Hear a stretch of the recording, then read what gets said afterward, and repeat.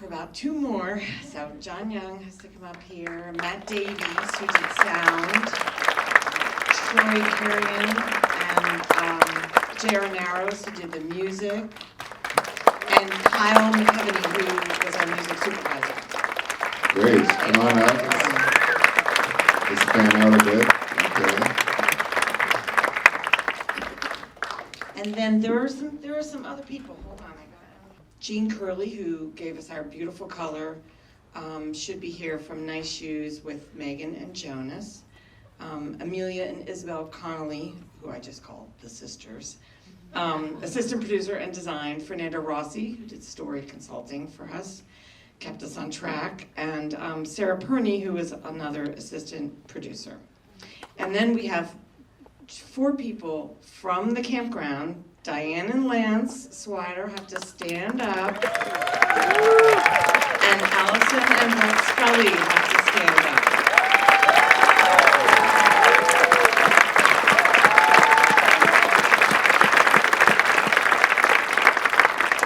They along with 150 other families, let me barge into their lives, which was amazing. Wow. Well, first of all, maybe we could just move down a little bit so everyone can kind of space out here in the light. But I first wanted to say congratulations to you, Amy. You're the captain of the ship. But you know, a great team to just evoke Inlet View as a place that we all want to be and leave our hearts. So congratulations for evoking that. So I'd love to have a very open conversation. So I'm just going to ask one question, and then I'm going to turn it over to you in the audience, so that we can have a great dialogue here. But the question, Amy, that we all start documentaries sometimes not knowing where the story is going to go, or how where it's going to end up, or how it's going to evolve. What was the story at the beginning for you when you first started conceiving it? And started shooting, and how did that? What were the first kernels of the ideas? Well, there was no story. There still isn't. No, I'm kidding.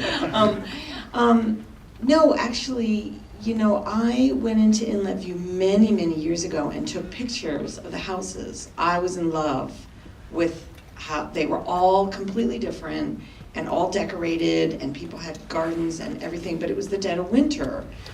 And then my husband and I were looking for property. Like, one day we'll retire on the Eastern Shore. And we were driving around with my dad, and I said, go back into that campground, because it was summer.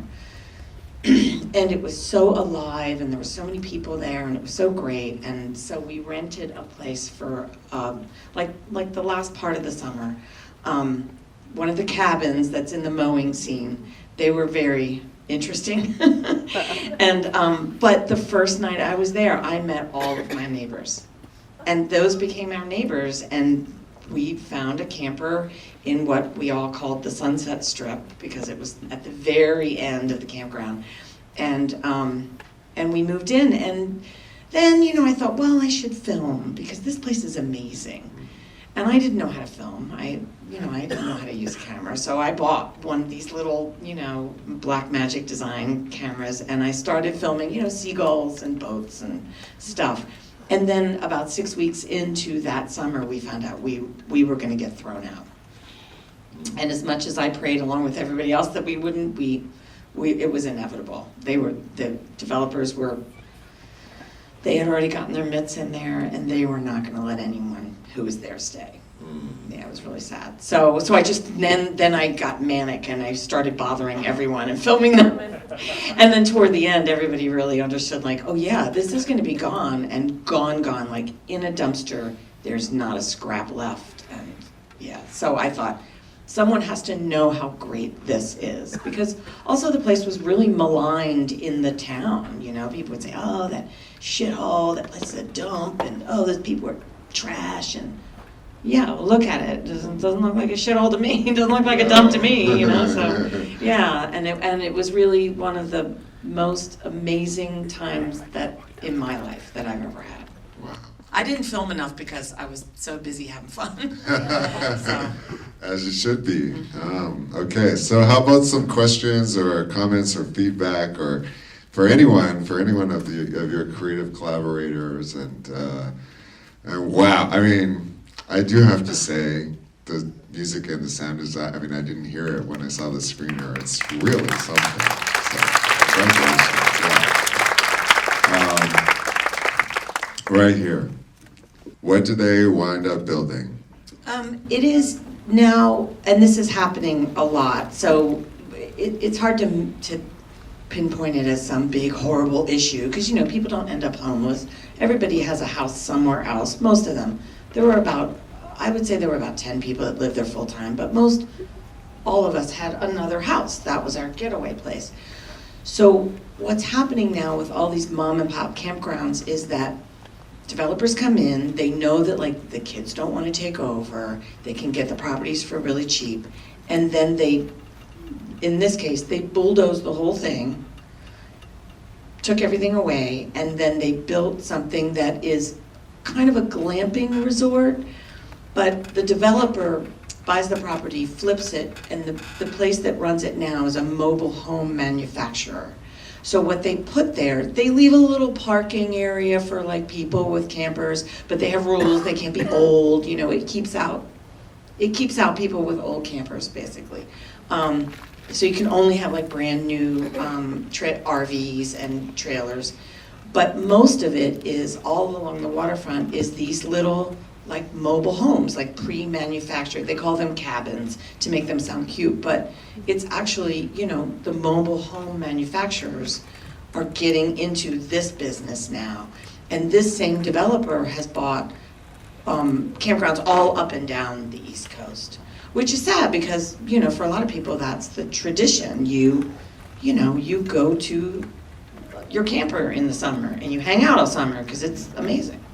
So. Yeah, so it's very corporate. It's been monetized and commercialized and sanitized, and you go there for a couple days. You don't know your neighbors. It's like a hotel, and you leave. So, yeah.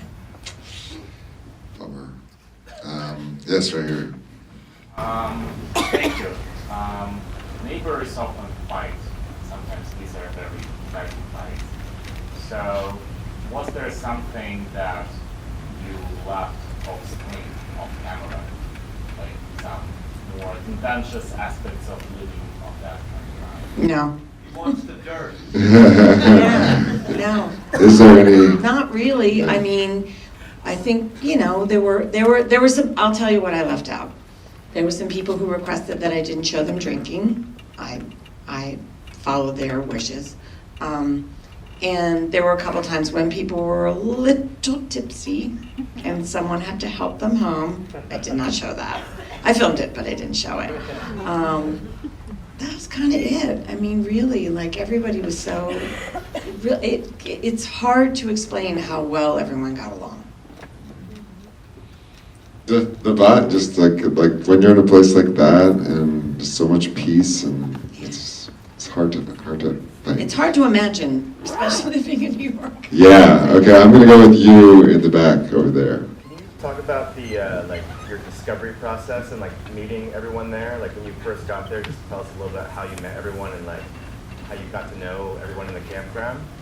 Yeah, so the first night I was in the cabins, which was right in the middle of the campground, and there were only 3, and that was pretty much the only rentals there. Everybody bought their place and kept it there. My husband, where did he go? I'm right here. Oh, my husband wasn't there with me. He had work, and he said, "Oh, I'll catch up with you, and I'll come down in like a week." And I thought, okay, well, I'm here by myself. And the first night there was this horrible storm, and the place is at sea level, and it's in a marsh, so it would flood, and it's surrounded by water. And so I woke up the next day, and there were like electric lines like in the water, like a satellite dish in the water, and I thought, I might die. What am I doing here? And I really just thought, oh, this was a mistake. I shouldn't be here. This is not great. And I looked out the back door, and there was Tammy, the woman with the mower, and she had rubber boots on up to here. She was smoking a 120, and she had her laundry on her hip, and it was like 6 in the morning, and I thought, well, she's not leaving, I'm not leaving. And then that night, I thought, well, I should go and see, I should just walk around and meet people. And I just poured a solo cup full of wine and I walked around this corner, and there in the yard were all of the people almost all the people that are the main people of the film, like Anna and Joy, the ladies that were talking over the kitchen table. Sadly, both of them have passed away. But it was them and Lance and Diane and a whole bunch of other people. And they were like, well, who are you? And I was like, oh God, like third degree. And I said, well, hi, I'm Amy and I'm in the cabins, but my husband's not here. They were like, well, get in here and like have a drink and sit down and talk to us. And the whole time I was there, it was like that. That was the second night, but that was the first night, basically. I met people, and it was fantastic. When did you tell them you were a filmmaker? I kind of never did. No, I told people that I was filming because, of course, I had to ask them, But I didn't film the whole first summer and a half. I didn't film. I had a camera. I took pictures, but I wasn't there for that. I was there to have fun, and yeah, I'm sad every day that we don't have our camper. It was really great. Okay, yes, you're right. I was wondering, is that like right across the water from that Chincoteague island? That it's on the end of the island. So when you cross that causeway to Chincoteague, you basically go to the end, and It's supposed to be like wild horses. well, there's Chincoteague Island, which is off the coast, and then there's another barrier island called Assateague, which is the national seashore, and that's where the ponies are. The ponies are on the national seashore. But Chincoteague is, about 200,000 people live there, full time, and then in the summer, obviously, it swells. 20,000. No, 20,000, that's it? Not 200. Wow. I don't know, sorry. Okay, I'm going to come to this side of the room now. I just wanted to say I thought the color and the look of the film was so great and so well with the music. Could you guys talk a little bit, both the color and the look of the music had this familiar feeling to it that couldn't quite place. Could you guys talk about the inspiration for the sound and the visuals for the film? Well, I'll talk about the color, which is entirely Jean who did our color. But I'll have to say that little black, because I didn't know how to run a camera, that little black magic camera, the sensor in it, feels like 16 millimeter to me. And as you can see, there's something very analog about this place, which is why it was such a pleasure to be there. The only time anyone used their phone was, Diane was a really good DJ, so she would use her phone to play songs at parties. And, Anna, because she had bad knees, she would call Diane from down the way so she wouldn't have to walk down there. I never saw people looking at their phone. I never saw people just hunched over like you do here. And so it was a very if you want to go to the neighbors, you just go to the neighbors. So I wanted it to feel analog. And so with a lot of help from John and Jean, they fished through my terrible footage and made it look good. But these guys I tortured them, so they should talk about the sound design and the music. So I did the sound design for the film, and I think that was kind of one of the big things working with Amy that we talked about was, what is the temperature, what is the vibe of these different acts of the film and everything. So, by the time I start working, there's no color correction, so we kind of just have to talk about what might happen. And, it was like, how do we kind of capture the feeling of like heat and the nice, or kind of late summer cicadas, all of that, and, wanting to be at the pool. And then as the film progresses into, kind of everything falling apart at the end, how do we make things cold without feeling like a different season and kind of stripping things down? So it became a really, kind of laborious process trying to make sure that you felt like you were in a real livable space, as well as kind of tying in things that felt kind of omnipresent, like, we worked a lot with wind chimes and various tones and stuff like that. So there's almost an entire other documentary of just the field recording that Amy did for the film, which was an exhaustive amount of stuff that we went through to kind of find the best like conversations and put them around. And then that was all before, you know, score really got involved, so I'll hand over to score. Yeah, I think before we even saw a lot of the finished color, and before the sound design was in there, we were reacting to just the footage and how much space there was to see, you know, the beauty and even the sound that was in there when we did start was full and beautiful. And sort of sticking to the analog aspect, we made a decision really early to stick to very few instruments and nothing that was too overly kind of digitized, which I think kind of adds a nice flavor. Although even the choice to do something digital, you know, yeah, go ahead. No, go. Well, people have noticed that there is a synthesizer in the score. It's during like the second half, and we were kind of warming up or cooling down maybe the temperature, getting the cooler colors.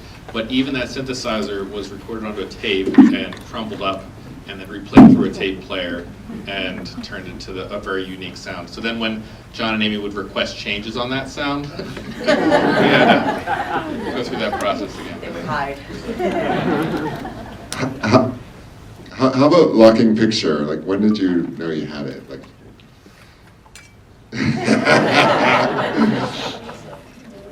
Well, like March.